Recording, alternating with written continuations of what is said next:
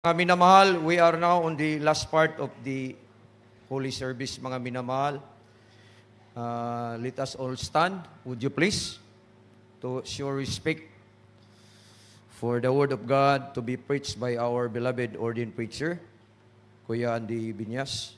Everybody say, praise the Lord!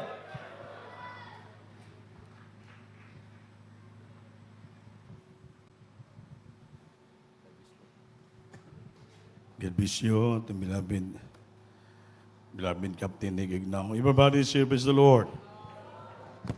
Taas yung kamay, tayo po'y dumalangin. Opo na kilang Diyos, ang mamalas pa Jesus, maraming salamat. Thank you so much, Lord, to give us a great privilege and opportunity now given to us, Lord, today. To worship you and praise you, my God, to give you thanks for all the goodness, mercy, or the blessing and provision you have given to us, Lord. Thank you so much that you bless every part of the service from joyful, solemn, the song of different choirs, the give of touch of prayer. Until now, my God, thank you so much for the sweet holy presence who come down, touch our heart, my God. I wish you, God, to please this moment. I'm this unwilling temple servant, to live in love and mercy, brethren, to the first prayer, beloved parents, the Lord, I bind Satan, cast out hindrances in our midst right now, Lord. In Jesus' name, amen. Praise the Lord, hallelujah. Everybody say, praise the Lord. Mapalakpakan ba natin na malakas ang Panginoon? First of all, the highest praise, glory, and thanksgiving, and majesty, only to our loving God, our Savior, give the honor and respect to our dearly beloved parents in the Lord.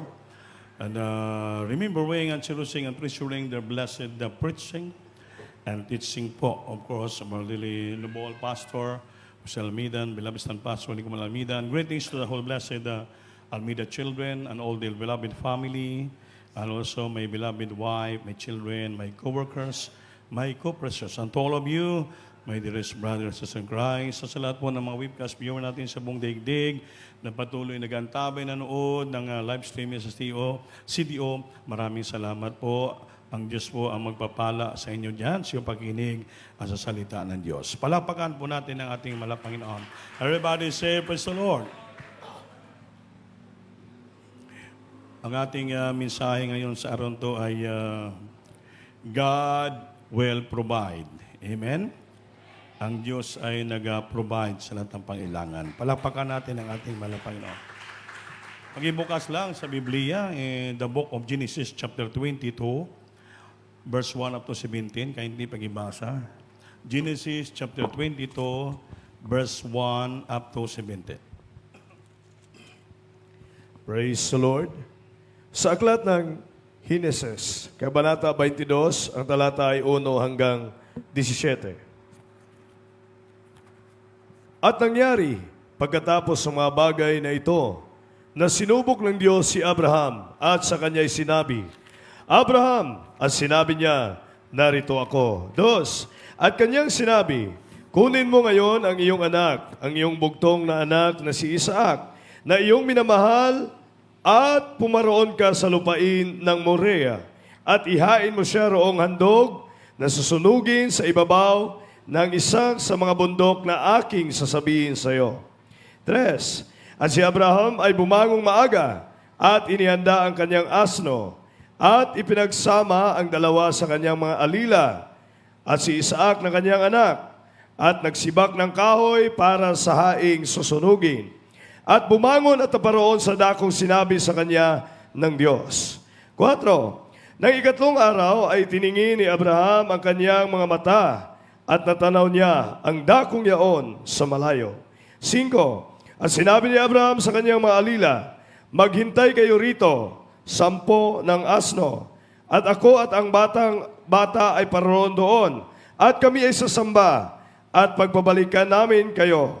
6, at kinuha ni Abraham ang kahoy na handog na sunugin, at ipinasahan kay Isaac na kanyang anak, at dinala sa kanyang kamay ang apoy at ang sundang, at silang kapwa yumaong magkasama. 7, at nagsalita si Isaac kay Abraham na kanyang ama, na sinabi, Ama ko, ang kanyang sinabi, narito ako, anak ko. At sinabi, narito ang apoy at ang kahoy. Ngunit saan naroon ang korderong pinakahandog na susunugin?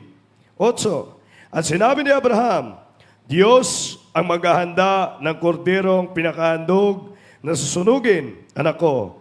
Ano pat sila'y kapwa yumaong magkasama. 9. At sila'y dumating sa dako sa kanyang sinabi ng Diyos. At nagtayo si Abraham doon ng isang dambana. At inayos ang kahoy at tinalian si Isaac na kanyang anak at inilagay sa ibabaw ng dambana sa ibabaw ng kahoy. Yes. At iniunat ni Abraham ang kanyang kamay at hinawakan ng sundang upang patayin ang kanyang anak. 11. At tinawag siya ng anghel ng Panginoon mula sa langit at sinabi, Abraham, Abraham, at kanyang sinabi, narito ako. 12.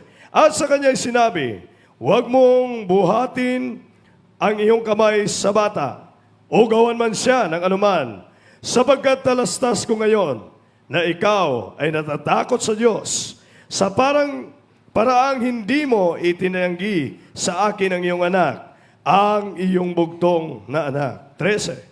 At itinanggi ni Abraham ang kanyang mga mata. Itiningin ni Abraham ang kanyang mga mata at nagmalas.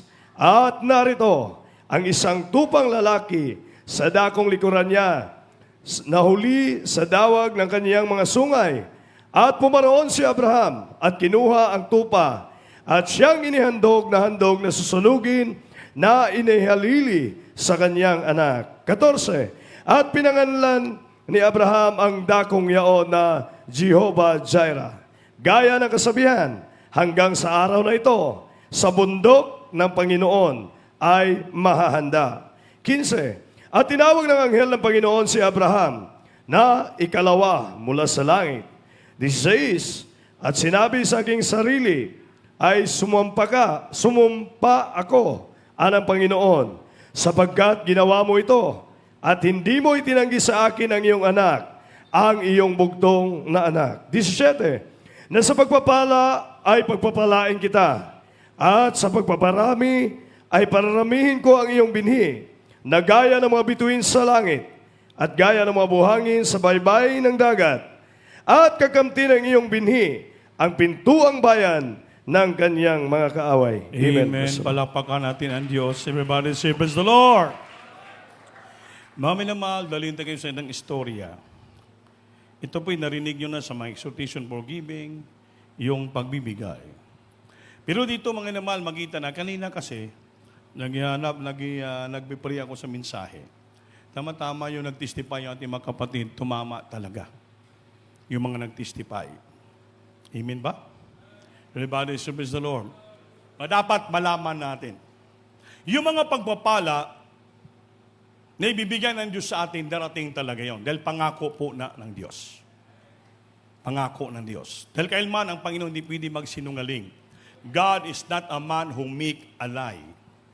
Hindi siya katulad ng tao na magsinungaling, maghimo ng bakak.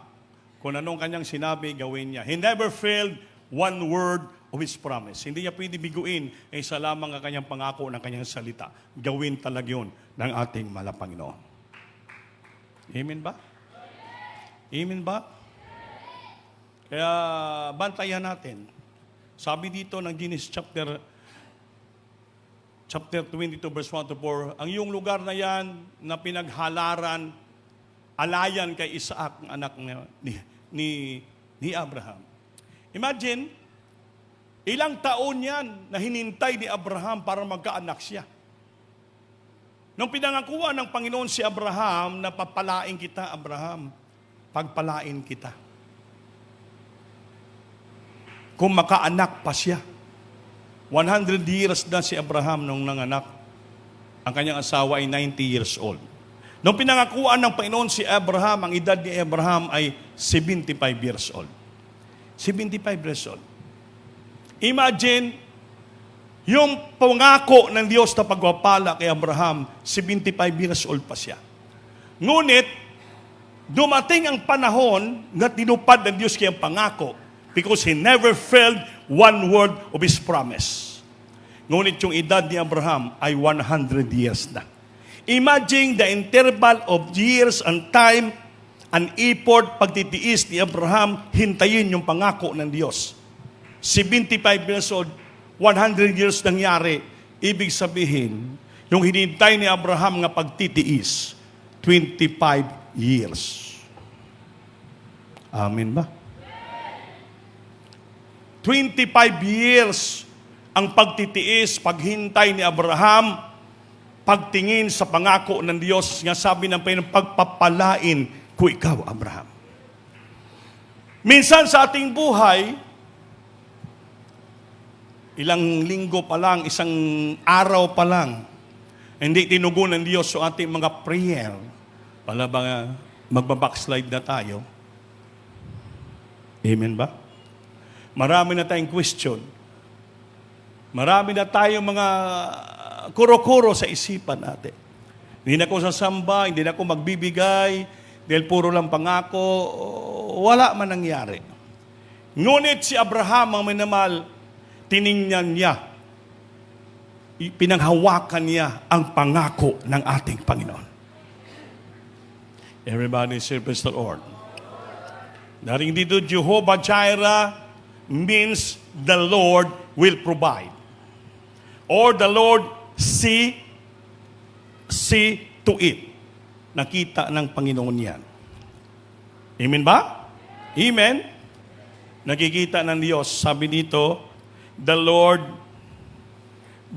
knows what we want or what we need. Nakikita ng Diyos. God sees your pain. Nakikita ng Panginoon yung ating paghihirap, yung sakit natin naramdaman, sa ating pagsumikap na paghingkuran siya. Sabi dito, the root word for Jehovah means to see, makita, or perceive. Ang ibig sabihin ng perceive, maramdaman po natin yan sa ating sarili. God sees your pain and lack before you even asked. Nakita ng Diyos yung ating sakit, yung ating paghihirap, yung ating pagtitiis, at kung ano yung kulang. Ano yung kulang na before pa natin hingiin sa Diyos, nakikita na ng Diyos anong kulang para sa atin nga dapat ipuno ng ating mahal na Panginoon.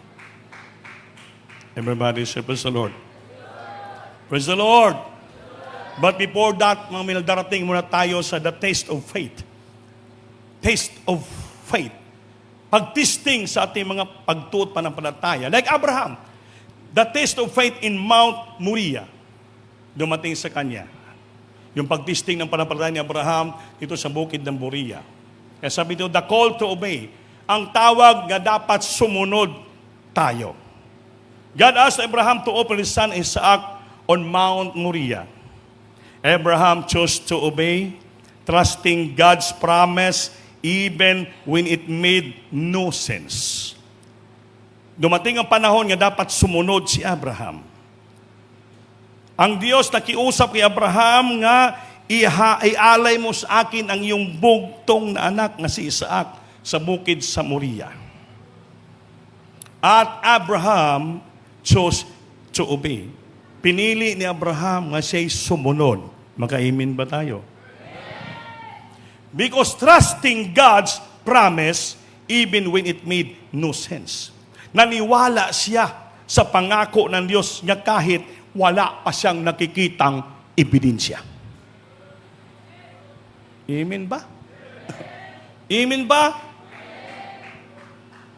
So ngayon, ini-check ng Panginoon yung puso ni Abraham. The heart check. The test was not about losing Isaac, but about removing anything that took first place above God. Yung mga pagtisting, nakikita ng Diyos yung puso ng tao. Mga pagtisting nga hindi para mawala si Isaac kay Abraham. But, ngunit ito ay para may alisin ang Diyos ng mga bagay-bagay sa kanyang sarili upang mauna talaga niya sundin ang Diyos sa lahat ng bagay sa kanyang buhay. Like the testimony of the beloved sister kanina, nakaka-bless. Kaya I know, alam kong dinaanan nila mag-asawa. Sabi niya nga, before sila magpakasal, nagsama muna sila. Kaya dumating sa trial sila, may naming naramdaman siyang sakit, hindi niya maintindihan. Halos nabubuntis siya, hindi niya maintindihan anong klaseng pagabuntis. Sakit, hindi niya maintindihan. Beloved, mas ba niya palagi dito, nagpapalihan, nagpapasting dito, hindi na maintindihan. Pala bang mawalan ka na ng pag-asa? Kita ko nga naglilihans. Lihas lang ko nga lihans by faith. Balik-balik sila dito. Hirap na hirap yung beloved. Sakit talaga dito. Para may tumubo, may sakit, hindi maintindihan. Hindi natin malaman kung baby ba o may tumubo pa na bukol. Patuloy lang sila, patuloy. Sa konti lang kinitaan, alam mo, talagang kahit sa Gcash, nagpapadala sila ng tithe offering. Minsan napapaiyak ako, kahit maliliit lang, magano lang. Pero sila mga na naging tapat. Ang mensahe dito, katulad kay Abraham. Amen? Amen?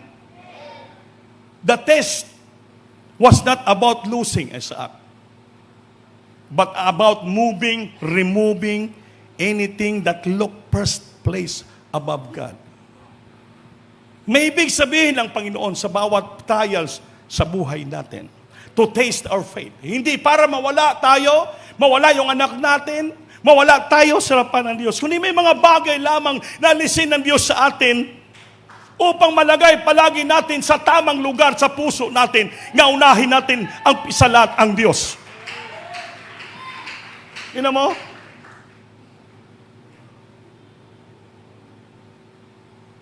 Hindi natakot si Abraham mamatay ang anak niya. Hindi siya natakot na mamatay. Sabi niyo, God asked Abraham to offer his son Isaac on Mount Moriah. Abraham chose to obey. Pinili niyang sumunod. Trusting God's promise even when it made no sense. Naniwala siya sa pangako ng Diyos kahit wala siyang naramdaman, wala siyang nakikita. Sunod lang siya. From their home, i-prepare niyang kahoy, yung asno, yung anak, 2 katulong, napupunta tayo doon sa bukid na Moriah.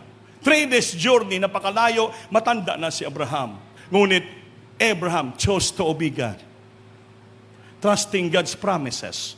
Nga even no sense, wala siya nakikita, wala siyang naramdaman. Because the meaning ng God, Jehovah Jireh, is God will provide and you can see it. Just to see it. Wala siya nakikita. Nga pangako ng Diyos darating sa kanya, sinubukan pa siya. Ngunit sumunod si Abraham. Pagdating doon, gumawa pa ng altar, dambana, sabi sa binasa natin kanina, Genesis chapter 22, verse 1 to 10, tinalian yung anak niya,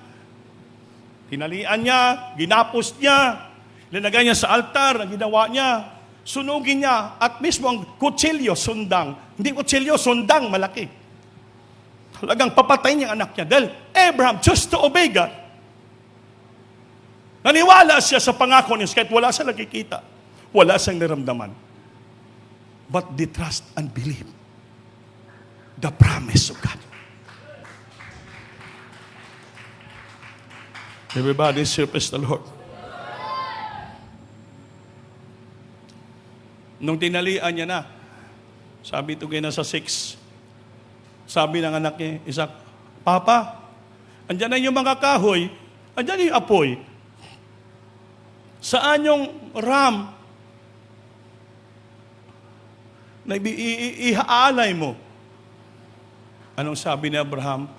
My son, God will provide everything for the burnt offering. Ang Diyos mag-provide sa kanyang dapat sunugin at ialay sa Diyos. Sunod-surulan yung anak niya. Hindi tumakbo si Isaac. Wala naman siya nakikita. Wala siya nakita. Sabi dito, and Abraham took the wood and burnt offering and laid upon Isaac, his son, and he took the fire in his hand and a knife. And they went both them together. 7. And Isaac spake unto Abraham his father, and he said, My father, and he said, Here I am, my son. And he said, Behold, the fire and the wood, but where is the lamb for the burnt offerings? Ang anak niya, nagtanong sa verse 8, and Abraham said, my son, God will provide himself a lamb for the burnt offering. So they went both to them together. Amen ba? And they came to the place which God had told him of, and Abraham built an altar, gumawa, and laid the wood, gumawa ng mga ordi, binanday-banday ang kahoy, at bound Isaac, ginapos niya si Isaac, anak niya, and laid him the altar upon the wood, at linagay niya dito, sa harapan ng altar, si Abraham. And Abraham stretched forth his hand and took a knife to slay son. Talagang desidido si Abraham. Ginapos, sinagay sa altar, pinahigda si Isaac. Tinaas yung kamay nga may sundang, talagang papatayin niya si Isaac. Dahil gusto niya sumunod sa utos ng Panginoon. Everybody say, praise the Lord. And the angel of the Lord called unto him out of heaven and said, Abraham, Abraham. And he said, here I am, Lord, here I am. 12. And he said, lay not thy hand upon the lad, neither do thou anything unto him. For now I know that thou fearest God, seeing thou hast not withheld thy son, thy only son, for me. Sabi ng anghel, wag mo na, Abraham, gawa ng masama ang iyong anak. Nakita ko na ikaw ay may malaking takot sa Diyos. At hindi mo pinigilan ang anak mo na ibigay mo sa akin. Amen ba? And Abraham lifted up his eyes and looked, and behold, behind a ram caught in a thicket by the horns. And Abraham went and took the ram and offered him up for the burnt offering instead of his son. 14. And Abraham called the name of that place Jehovah-Jireh, for it is this day in the mount of the Lord he shall be seen. Ngayon ang ibig sabihin, Jehovah-Jireh, nga sa araw na to, ginawa ng Diyos upang makita mo kung paano ng Diyos tinutupad ang kanyang utos. After you have tried with the Lord. At tapos tinistingan ka ng Panginoon, ginawa mo, ginanap mo, sinunod mo ang kalooban ng Diyos.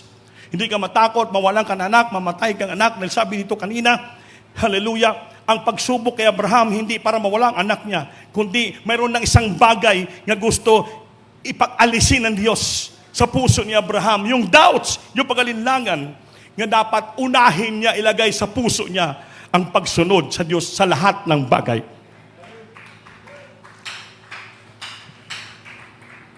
Amen ba? So pag gusto mo tugunin kagad ng Diyos, suplihan ka kagad ng Panginoon, sumunod ka muna ng may pagsakripisyo. Grabe yung sakripisyo ng mag-asawa, Sister Shara. Tipo nang testify niya. Grabe.